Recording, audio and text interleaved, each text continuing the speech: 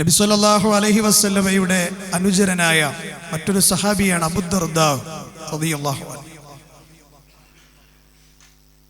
അദ്ദേഹം പറയുകയാണ്, ഔസ്വാനി ഖലീലി, എൻ്റെ ഖലീൽ എനിക്ക് ചില ഉപദേശങ്ങൾ തന്നു, പ്രവാചകൻ എനിക്ക് ചില ഉപദേശങ്ങൾ തന്നു. ആ ഉപദേശങ്ങളിൽ ഒന്നാമത്തത് അല്ലാ തുശ്രികു ബില്ലാഹി ശൈഅ, അല്ലാഹുവിൽ യാതൊന്നിനെയും പങ്കു ചേർക്കരുത് എന്നാണ്.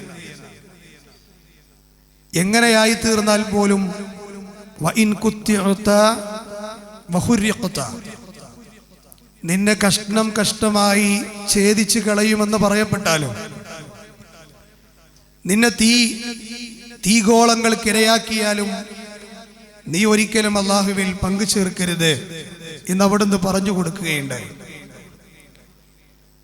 എൻ്റെ പ്രിയപ്പെട്ട മുഅ്മിനീങ്ങളെ, നമുക്കൊക്കെ അറിയുന്നത് പോലെ അല്ലാഹുവിനെ ധിക്കരിച്ചുകൊണ്ട് അടിമ ചെയ്യുന്ന ഏറ്റവും വലിയ പാപമാണത്. ഇതിൻ്റെ അപ്പുറത്തേക്ക് മറ്റൊരു തിന്മയില്ല. അതുകൊണ്ടാണ് 31-ാം അധ്യായത്തിന്റെ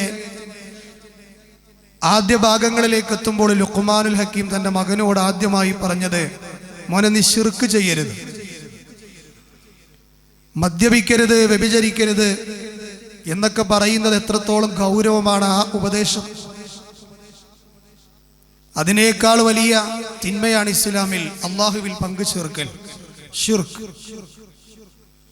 ആ ശിർക്കിനെ കുറിച്ചുകൊണ്ട് ഖുർആൻ പറഞ്ഞത് ഇന്ന ശിർക ലദുൽമുൻ അദീം, അത് വമ്പിച്ച അക്രമമാണ്. ഒരടിമ അല്ലാഹുവിനോട് ചെയ്യുന്ന, ഞാൻ നേരത്തെ പറഞ്ഞതുപോലെ, ഏറ്റവും വലിയ നന്ദികേടാണ്.